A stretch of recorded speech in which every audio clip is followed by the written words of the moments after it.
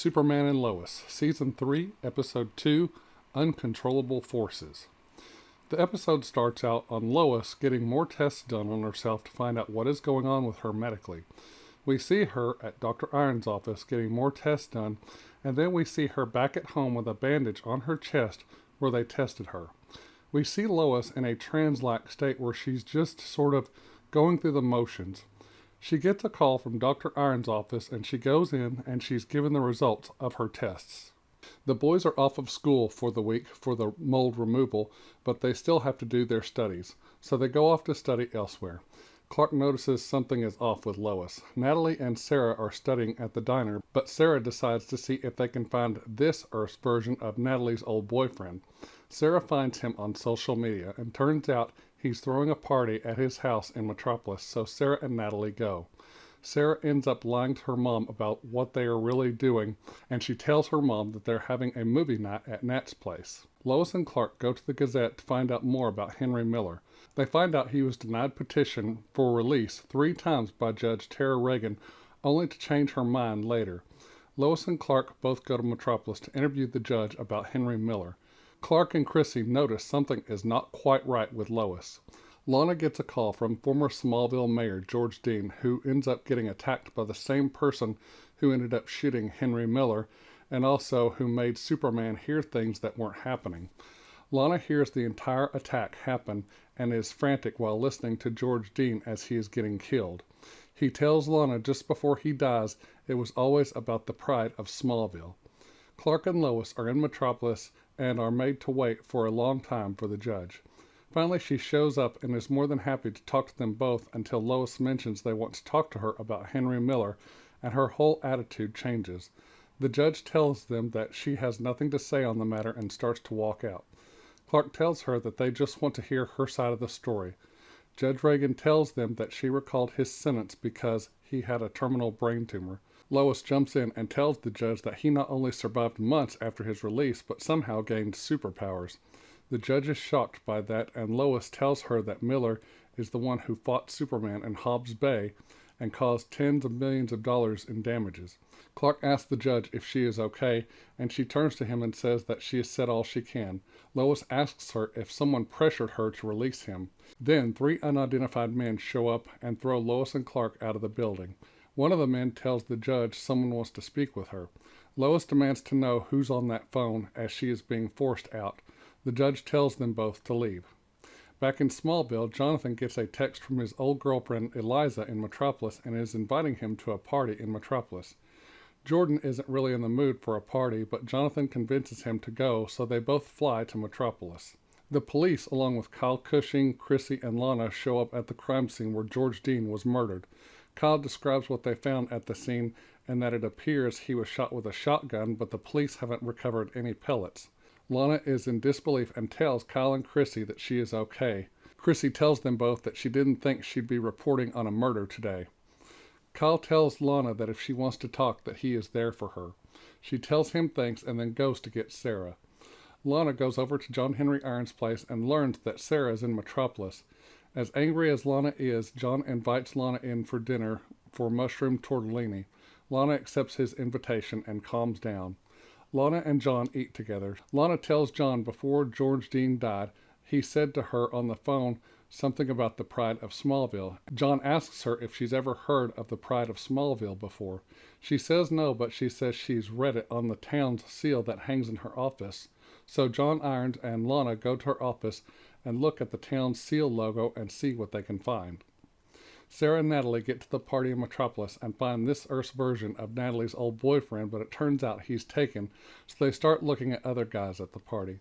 Sarah sees a boy staring at Natalie, so Sarah invites him over, and Sarah introduces Mateo to Natalie, and Sarah leaves them alone so they can get to know each other. Jonathan and Jordan make it to the party and are greeted by Eliza. Jonathan and Eliza talk alone, and Jordan nervously goes into the party by himself. Jordan accidentally runs into a guy at the party, making him spill his drink all over himself. Jordan apologizes several times, but the guy gets in Jordan's face saying that this had better come out and then walks away. Sarah sees what happened and walks over to Jordan, and that is when we, the audience, find out that all 4 of them, Natalie, Sarah, Jordan, and Jonathan, are all at the same party. Natalie and Mateo talk outside. Eliza and Jonathan talk out in the front yard, and she gives him a gift, which is a gold chain. Eliza takes Jonathan inside up to her room, where she tries to make a move on him, but he stops her and says he has a girlfriend. He tells Eliza he made a mistake and leaves the room. Jordan apologizes to Sarah, saying that he didn't even know she was here. He says he was just trying to give her space.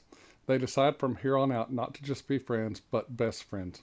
Sarah and Jordan challenge two guys, one being the one Jordan accidentally ran into, a game of beer pong, only there is water in Jordan and Sarah's cup. Sarah and Jordan win the beer pong game, and the two dudes they are playing against don't like it because they lost, and they start teasing them and calling Jordan beer bitch. Jonathan comes down from Eliza's room to see what's going on, and Natalie hears what's going on and goes to see what's happening as well. Sarah gets tired of the two jock boys hounding them, so she grabs a beer and throws it in one of the guys' faces. Jordan, Sarah, Jonathan, and Natalie all take off and leave the party. After getting thrown out of the building by the judge, Lois and Clark see the same guys that threw them out leave the building. Clark turns into Superman and follows them. He flies off to follow the three men. Lois hears commotion near the building where she and Clark were just at, and she sees Judge Reagan on the roof about to jump, and Lois runs up there to stop her. Lois gets to the roof and does what she can to talk the judge down from the ledge. She tells Lois she became a judge to help the world be a better place, but she tells her the system is rigged, and Lois tells her she must fight back and that they can stop them and fight back. She tells Lois that some people are just unstoppable as she stands up on the ledge. Lois begs Judge Reagan as she stands up to let her help. Superman flies over the city and listens for the men. He picks up on one of their voices and the voice of Bruno Mannheim. He hears the man tell Bruno Mannheim that the judge won't be a problem and that Lois Lane knows nothing. Surveillance cameras on Mannheim's building picks up and spots Superman in the sky, and Mannheim sees him on his laptop computer. He shows the man his laptop and tells the man that they will pick up their conversation later. Mannheim goes out to his high-rise balcony and yells for Superman. Superman flies down, and Mannheim asks him what he wants. He asks Superman what he's doing in his neighborhood. Mannheim walks back into his office, and Superman follows him and asks why he had Henry Miller released from prison. Superman tells Mannheim that when he faced the Atom Man a week ago, he had superpowers, which he had never had before. And Superman asks Bruno Mannheim if he gave Henry Miller powers. He never answers Superman, but he claims he's the hero, not Superman. John Henry Irons and Lana get to her office and see the Smallville town seal on the wall. John feels behind the sides of the seal and feels all around it and gets to the bottom and takes something out from under it. It is a small brown envelope. He hands it to Lana, and inside the envelope she finds a small silver flash drive. She plugs it into the USB port of her laptop, and just as they are about to find out what's on it, John and Lana are attacked by the same mysterious person that is killed by Henry Miller and George Dean, and that made Superman hear things that were not happening. The mysterious person who attacks them trashes Lana's office and uses his sonic frequency powers to incapacitate Lana and John. John is able to get a good look at this person or thing as it approaches and takes the flash drive out of Lana's laptop and breaks the laptop using his powers and then walks away. Back in Metropolis, Bruno Mannheim explains to Superman why they called that area of the city the suicide slums. He mentioned how his community suffered while people like Morgan Edge and Lex Luthor came into power. As Bruno Mannheim is talking to Superman, Superman's hearing picks up something. It's Lois trying to talk Judge Reagan down off the ledge of the building. Bruno Mannheim sees Superman just heard something, and he sees that something else is happening. Superman tells him that they are not done, and Mannheim steps closer to the Man of Steel and says, "Oh, we're done, and never step foot in my place, acting like you're better than me again." Superman flies off to where Lois is. Superman stops and hovers in the sky just short of where Lois and Judge Reagan are talking on the building. Lois tells the judge not to give up. Judge Reagan responds saying that she has no other choice, and Lois tells her there's always another choice, and the judge says to her, "Not this time." Lois tells her that they can do this together and get her help. Reagan says there is no help for her, not now, not with what is coming. Reagan says there's no help for her now, and that what's coming is uncontrollable. Lois tells her that she knows how she feels facing something uncontrollable. She says she understands her fear. The judge asks her how she could possibly understand that. Lois tells her that she is facing something uncontrollable. As Lois is saying all this, Superman is hearing all of what is being said with his super hearing. Lois tells Judge Reagan that she just found out that she was diagnosed with an aggressive form of cancer. As Superman hears this, you can see that his face changes from serious to heartbreak and fear. Lois continues and tells the judge that she has been trying to hang on to hope, but it's hard because she is really scared. She says the only way to take back control is to fight. Lois is able to successfully talk Judge Tara Reagan down off the ledge, and the two embrace in a tight hug. Police officers escort the judge back inside. Superman glides down to the balcony where Lois is, and you can see the sadness and fear in his eyes and on his face as he looks at his wife, and they just hug each other tight. That evening, back at home, Clark and Lois talk about what she just learned. She tells Clark that she has stage 3 inflammatory breast cancer. She tells Clark that the doctors told her that it is rare, aggressive, and hard to detect, but they did detect it in her. She says she wanted to process the news on her own first before telling him, and that she didn't want to scare him or for him to look at her like she was sick either. As she tells him this, she breaks down, and Clark just hugs and holds her. He tells her that she is the strongest person he knows and that she is going to beat this thing and that he is with her. The kids make it back to Smallville from Metropolis, but Jordan flies back to Metropolis to the party for one last thing. Jordan shows Jonathan, Sarah, and Natalie that he froze the two asshole jocks' vehicles. Back in Metropolis that same night, down in the lair, Bruno Mannheim, the doctor guy, and Mannheim's henchman and the mysterious figure see Henry Miller thrashing around. The doctor tells Mannheim that he's been going on like this for 24 hours. The doctor injects Miller with something that makes him stop thrashing, and he flatlines. The mysterious figure tells Bruno Mannheim about Smallville and that John Henry Irons was there, and Mannheim looks at him and responds and says, "You killed him." And the figure says, "I know." In Smallville that night, Sarah returns home to find her mom and John Henry Irons at their house. She explains to Sarah that he is putting in a new security system for them. John Henry tells Lana that she is good for the night and that he will come back and finish up later. Sarah tries to apologize to Lana, but Lana says that they will talk about that later. And Lana thanks John as Sarah walks him and Natalie out. Back at the Kent farm, the boys arrive home and find Lois and Clark in the kitchen. Lois tells them to come in and sit down at the table. As they do, Clark stands up and says to them that whatever happens, they will get through this as a family. Lois tells her two sons that she has cancer, and they both get up and hug her and hold her tightly. And that is how Superman and Lois Season 3, Episode 2, Uncontrollable Forces, ends. Wow, this episode was a punch in the gut depressing. Not all of it, but a good majority of it was that way. The story for this episode was really powerful and touches on some issues and things that people in real life unfortunately go through.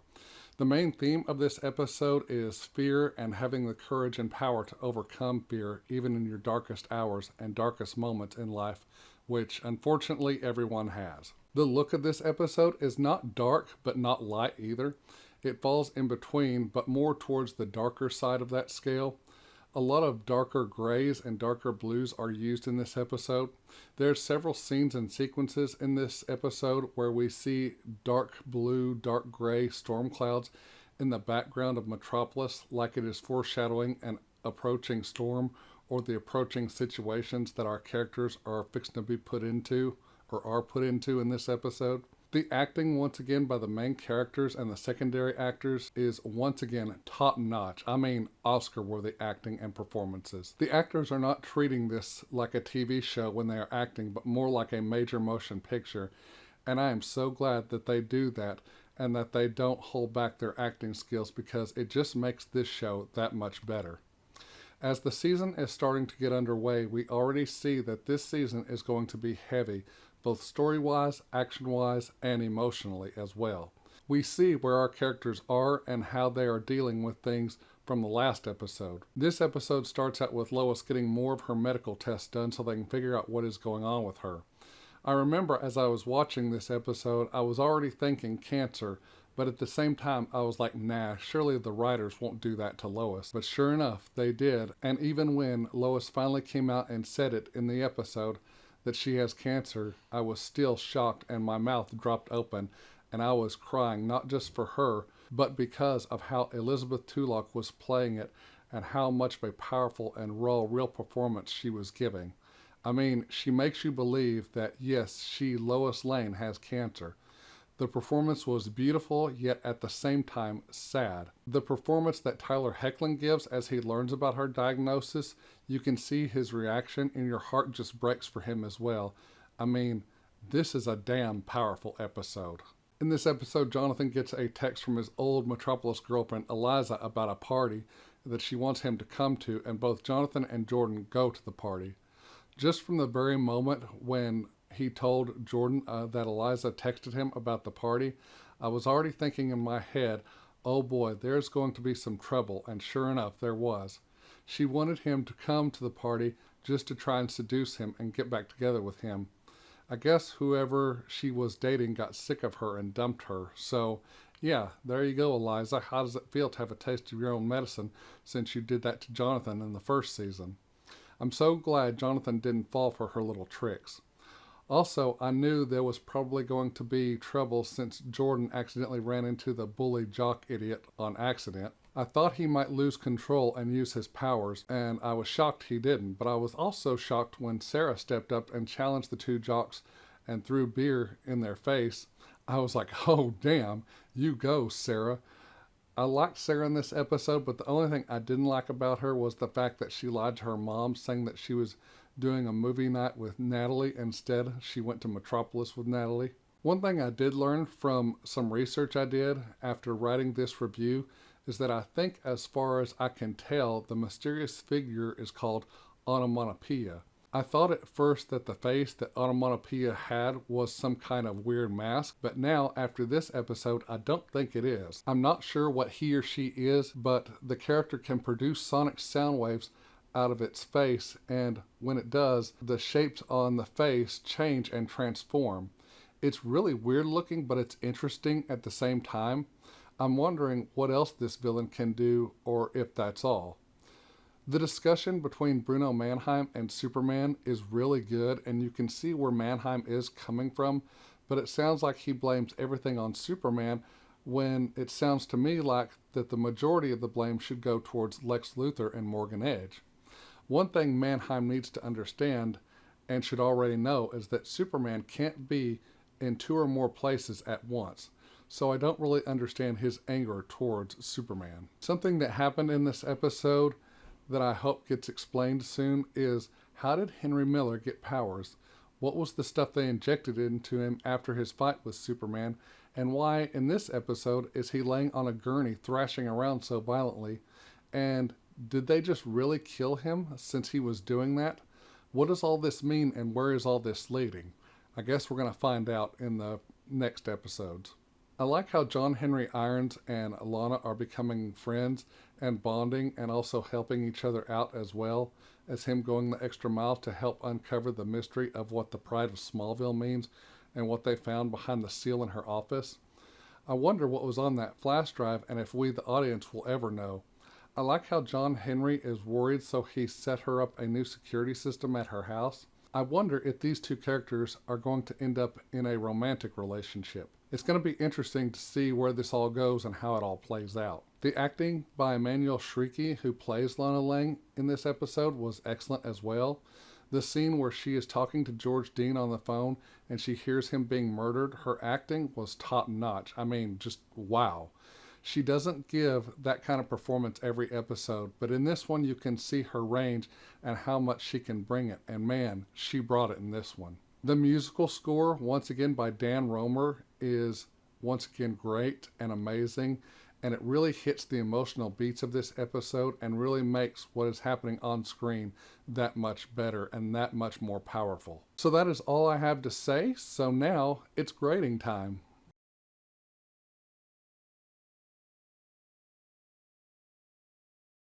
I'm going to give Superman and Lois Season 3, Episode 2, Uncontrollable Forces, a high-flying A+. Here are my final thoughts. The only downside of this episode was it was so damn depressing. I will admit, I was in tears during parts of this episode. That is how powerful it is. This episode really hits some real-world issues such as cancer, fear, almost giving up, and potential suicide.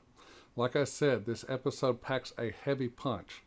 I also must give a round of applause to the director of this episode for really giving it her all. And the director of this episode is none other than Agent of S.H.I.E.L.D. Gemma Simmons herself, Elizabeth Henstridge. Great job, Elizabeth. Not only were you born to be an agent of S.H.I.E.L.D. and on Coulson's team, but you were also born to direct great television episodes like you have for Superman and Lois. Kudos to you. Great job all around. I can't wait to see what you do from here on out. Okay, that's it for this video. I'm going to say thank you all so much for watching. Good night. God bless. I love all of you, and I will see you all in the next video. Bye-bye.